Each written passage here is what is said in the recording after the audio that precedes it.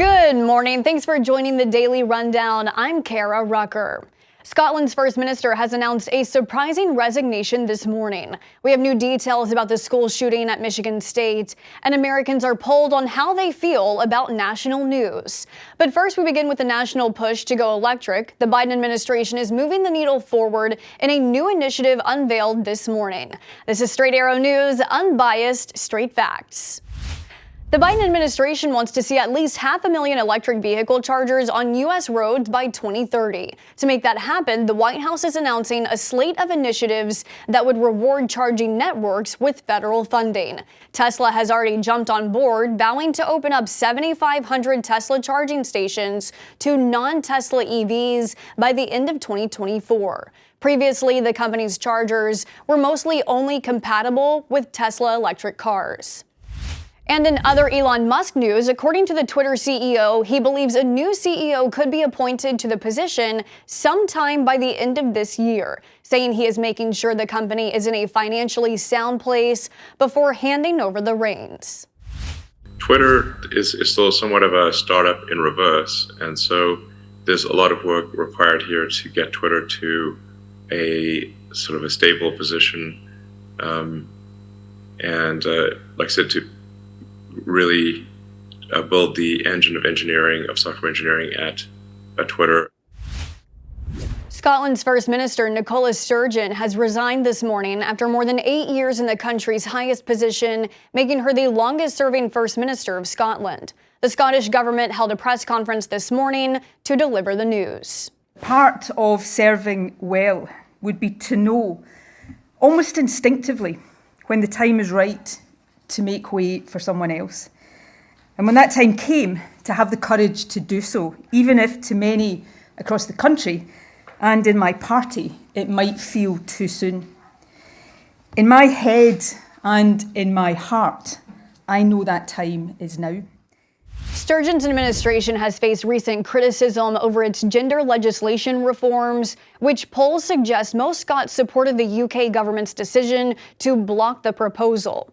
In her address this morning, Sturgeon says her resignation is not a reaction to short-term pressures. We're learning new details in the Michigan State shooting from Monday night. The 3 victims were all students at the university. 5 other students were critically wounded. The victims range from a fraternity leader, a student aspiring to be a doctor, and a high school star athlete. Alexandria Verner, Brian Frazier, and Ariel Anderson died in the school shooting. There's a lot of light from these little candles, a lot of tears, and a lot of people came forward. And I want to thank you for your courage. And that little light, together with all of ours, we will be strong, we will be confident, and we will be able to persevere this most difficult and tragic time. Police say they are still investigating for a motive in the case, but say their shooter had a note in his pocket that indicated a threat to 2 New Jersey public schools, and that's according to New Jersey police. A candlelight vigil will be held tonight at the Michigan State University's campus in honor of the victims. New Mexico State men's basketball coach has been fired just 1 day after the remainder of their season was abruptly canceled due to hazing allegations involving players on the team. The chancellor releasing a statement saying the university is fully investigating these serious allegations and will hold people accountable. According to a campus police report, 3 players are accused of harassment and criminal sexual contact, including sexual touching of teammates in the locker room and on road trips on multiple occasions.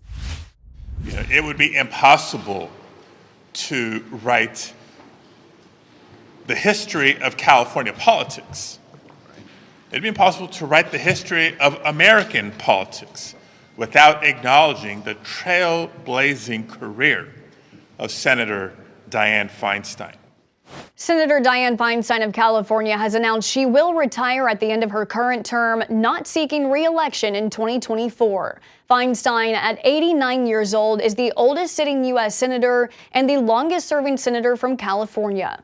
Her departure is signaling the start of a competitive race for Democrats wanting to fill the Senate seat. Representatives Adam Schiff and Katie Porter had already launched campaigns ahead of Feinstein's announcement. A new Gallup poll released this morning details Americans' distrust in national news organizations. According to the survey, half of Americans indicate they believe national news has the intentions of misleading and misinforming the masses, all to persuade the public to adopt a particular point of view through their reporting. Only a quarter of Americans believe journalists have good intentions and serve the public's best interest. It's findings like these that solidify our mission here at Straight Arrow News, a new news organization founded on the principles of delivering unbiased, straight facts. These are your top headlines on this Wednesday morning. Thanks for watching the Daily Rundown with Straight Arrow News. We're on a mission to bring back trustworthy journalism by only serving you, not an agenda. We'll see you back here tomorrow morning. Until then, I'm Kara Rucker. Have a great day.